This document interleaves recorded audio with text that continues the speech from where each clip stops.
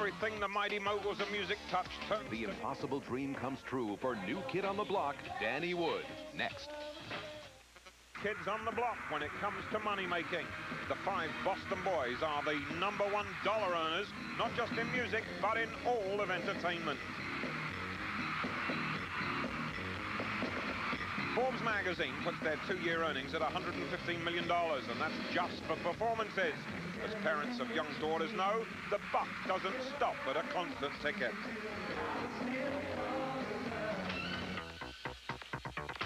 Spin-off souvenir merchandise generated, we kid you not, another $1 billion. With over 35 million record sales, a Saturday morning cartoon, a comic book, and 5 biographies, they even have a $2 a minute 900 number. Over 100,000 calls a week earn the boys an easy $10 million each year. There might still be Beantown breakdancers spinning for chump change if it wasn't for super manager Maurice Starr. His 1985 advertisement in a local newspaper for 5 teens caught the eye of Donnie Wahlberg. He won a place in Starr's new band, then begged his best friend to audition. New kid Danny Wood exclusively revealed why he really had to be coaxed into it. He kept asking me to join this group, and I was like, you know, I can't really sing. And he was like, yo, just try out, you know, because you can probably make it because you can dance. And I was like, nah. And he kept asking me for months and months. You know, he would hint at me to try out. And then finally I said, all right, I'll try out. And I made it. Danny went from puberty to platinum, an overnight pop idol who receives 50,000 fan letters a month.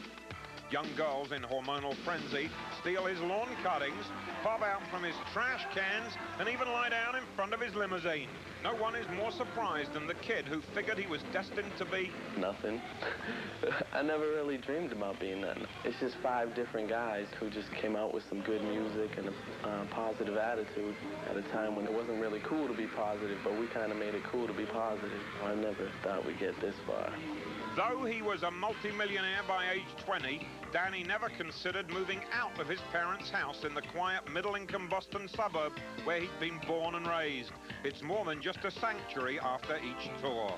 For the time being, I think that keeps my feet on the ground, and when I'm home, I'm around my family a lot. You know, it helps me out mentally a lot, too, being around my mother and everything like that all the time. I'm not in no mansion, and I'm not driving a Porsche. I'm driving a Jeep. I always wanted a Jeep, so I just bought a Jeep, you know? And I don't really buy much clothes, so I really do the same things I did before the group ever got successful. Danny's one big indulgence was building his own hometown recording studio. A shrewd mix of business and pleasure, he's already busy finding and developing new talent. I can help people out and do things like that.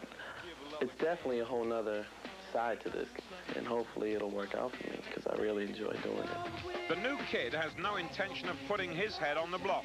He learned that from rock tragedies of the past. If I didn't stay close to home, I don't know where my head would be at.